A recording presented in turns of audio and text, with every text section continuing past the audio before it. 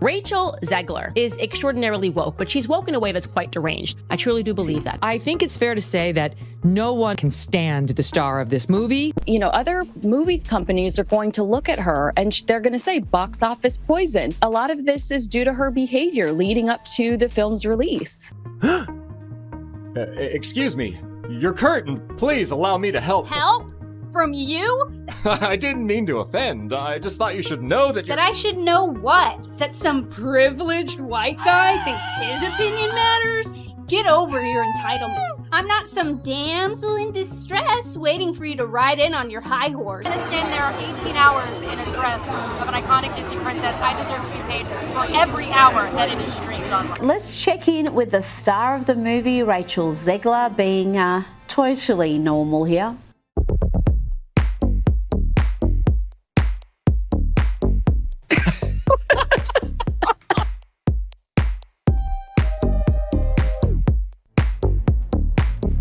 This is no ordinary apple, my dear. It's a magic wishing apple. A wishing apple? You offer it to me freely. In place of the patriarchy, you would have a queen! Not white, but diverse, inclusive, and equitable! I will become the leader I know I can be! All shall love me and despair! Oh, what has she done to you? Fear not. First love's kiss can break any curse.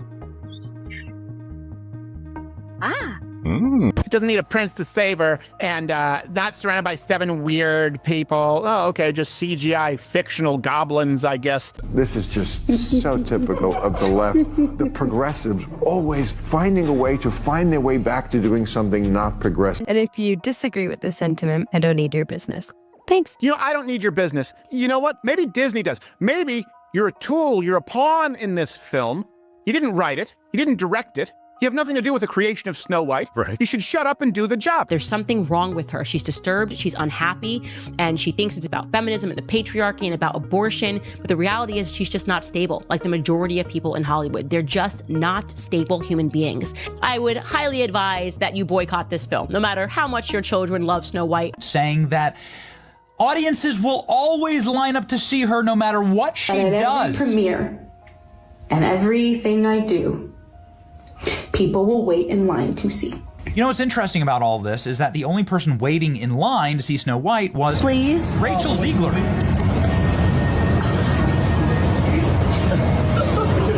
Oh my God. But you don't seemingly like your own character, so she comes off as an insufferable, whiny brat. I am walking into Snow White, 2 p.m., now seating. Let's see how empty it is. I hope it's off the woke we go. I hope.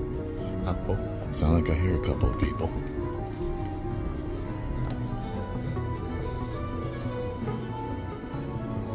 One, two. Okay. 2. It sounds like you're one of the only ones there, just like Rachel Zegler, as it turns out, and we part with this video of Rachel Zegler alone in a theater watching herself.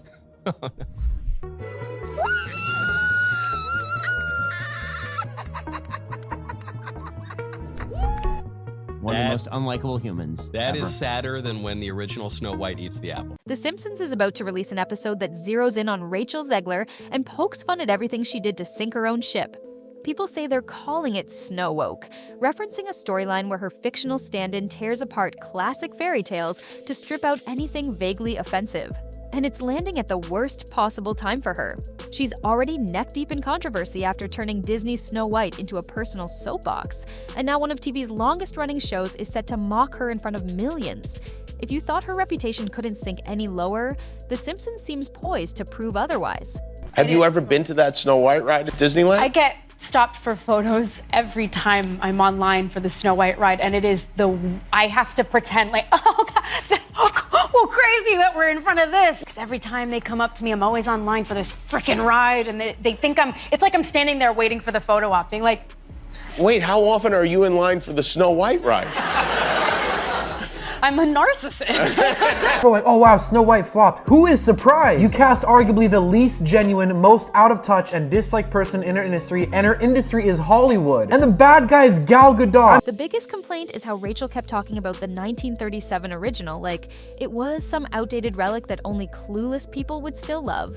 She labeled the prince a total creep, dismissed the movie's romance plot as archaic, and acted like she was saving the world by modernizing a film that generations grew up adoring. Disney fans lashed out, accusing her of arrogance and hypocrisy. Social media lit up with memes mocking her every statement, especially clips where she ranted about old Disney stories needing a total rewrite. No longer 1937, and we absolutely wrote a Snow White. That laugh. That is not going to be saved by You the wrote prince. it? She's not going to be saved by the prince, and she's not going to be dreaming about true love. She's dreaming about becoming the leader she knows she can be. God forbid a woman dream about true love. We're all just sitting around here, maybe I could be president one day. I hate men, I just want to be president. That screams Disney princess. Oh my God, I'm literally getting enraged. Once again, I feel like I'm back in 2022. The original cartoon came out in 1937, and very evidently so. There's a big focus on her love story with a guy who literally stalks her.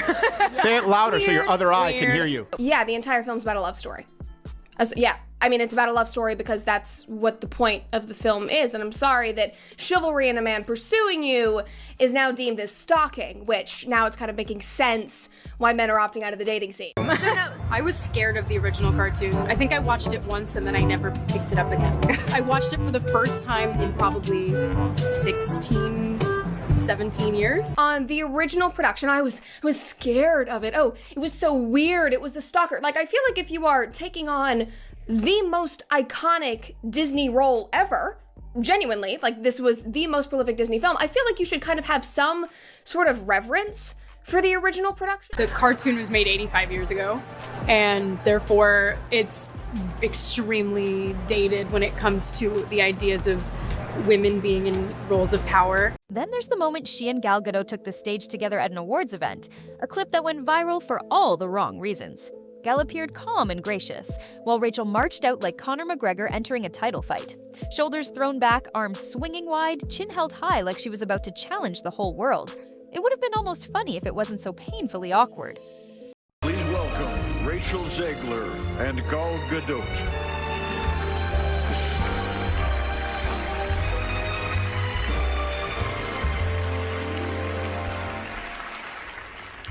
Visual effects push the boundaries of what we see on screen. Their work makes the impossible seem possible. With breathtaking ambition, they create magic that wraps its arms around our wildest imaginations. Here are the nominees for Best Visual Effects. The camera panned between them, catching how Gal politely clapped and read from the teleprompter, while Rachel tried to overshadow everything with her swagger. Online viewers were quick to note the tension. Gal keeping a safe distance, Rachel acting like she owned the place. You could practically hear the internet cackling at the mismatch, one star looking poised to keep her image intact, the other seemingly fueling the negative press. People commented that Gal must have been secretly praying the mic didn't drift Rachel's way for yet another tirade on how the old fairy tale was a backward embarrassment. Once things started snowballing, Rachel seemed to pivot on a dime. Suddenly, she was saying she respected the original film and never meant to belittle the animators or the era it came from. But that abrupt shift felt less like a heartfelt realization and more like frantic PR management. Listen here as the star, Rachel Zegler, does a massive backflip. There is a message that's been carried on for almost 90 years now from the original animated classic. She's gone from bagging the original story to saying it's an example to admire. There are messages in both films that everyone needs to hear. It's timeless. That's what makes it a classic. Weird. There's a lot of responsibility there, and so you have to take excellent care of the classic versions of these stories that people care so deeply about. Weird. I think it's a very human thing to not always see the bright side, but that is part of the beauty of Snow White. It has been for 88 years now that she just sees the good in everyone and everything. And she's in fact going to be a girl boss feminist who don't need no man. It's the oldest trick in the Hollywood handbook. Trash something, see the backlash, then claim you were misunderstood all along. Even a casual observer could see how forced her newfound praise for the 1937 classic looked. She went from calling the prince a stalker to praising the incredible legacy of the original within a matter of weeks. Sure, celebrities are allowed to change their opinions, but you don't get to bury a cultural gem one day and defend its honor the next without raising eyebrows. By the time Snow White released, the damage was all but irreversible. Moviegoers weren't just hesitant, they were determined to avoid it, or doomscroll on Twitter roasting the handful of people who showed up for a midnight screening. Critics hammered the film for being hollow, missing the dwarfs, and stuffed with forced messaging. Disney tried to market it as a bold new vision, but the public perception was that they'd sucked the life out of a beloved classic. Folks didn't walk away enchanted, they walked away annoyed, complaining that they'd just sat through a preachy re-education session instead of a whimsical adventure. The box office numbers told the same story. Snow White bombed, overshadowed by smaller films that didn't have half the hype or budget. Some fans suspected the negativity online was an overreaction, but then they saw it themselves and decided the internet's snark was spot on. I just want to tell you guys about a incredible movie that just came out, Snow White. Wow. I just got to tell you, best movie I've seen in years, and there have been some really good films lately.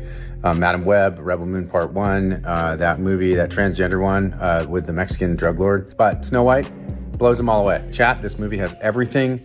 Horrifying, CGI, little people, check. A feminist princess who don't need no man, double check. Diddy dance party at the end, double Diddy check. All this to say, go see Snow White right now.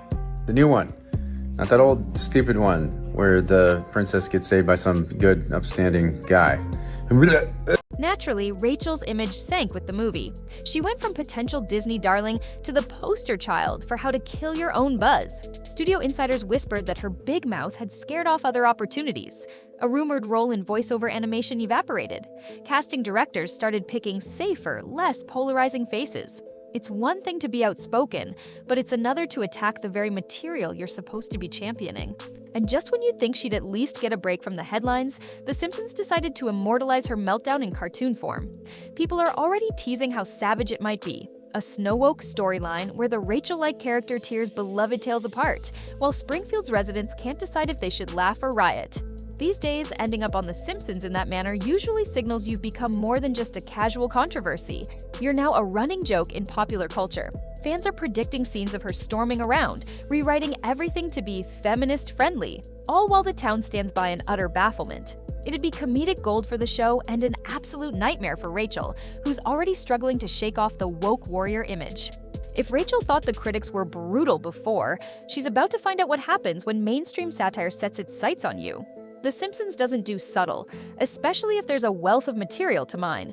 And let's face it, from the contradictory interviews to the condescending jabs at Disney's legacy, she served up a banquet of comedic fodder. That scripted apology spree she's been on isn't likely to persuade viewers who already feel she spat on their childhood memories. If anything, it just makes for more comedic ammunition. While The Simpsons is probably the final push into pop culture infamy for Rachel, you have to wonder if she can find a way back. Hollywood loves a redemption arc. She could land a role in a gritty indie film, deliver a knockout performance, and spin it as growth and learning. But that kind of pivot hinges on real humility and self-awareness, neither of which she's demonstrated so far. If she continues to walk into interviews with Conor McGregor swagger and a take-no-prisoners approach to beloved classics, her next project might be overshadowed by more angry fans, more internet trolls, and more awkward press tours. In the end, the harshest lesson is that you don't mess with nostalgia without giving people something even better in return. She challenged a well-loved fairy tale and didn't deliver a worthy replacement. Then she alienated a massive fan base by acting like she was above it all. Now she's stuck with The Fallout, a film that disappointed at the box office, a co-star who clearly wants nothing to do with the negativity, and a soon-to-air Simpsons episode that's likely to bury her deeper in ridicule. The question is, will it bury her permanently? So what do you think? Can Rachel Zegler reinvent herself after The Simpsons roasts her, or has she permanently sealed her fate as Hollywood's most self-sabotaging star?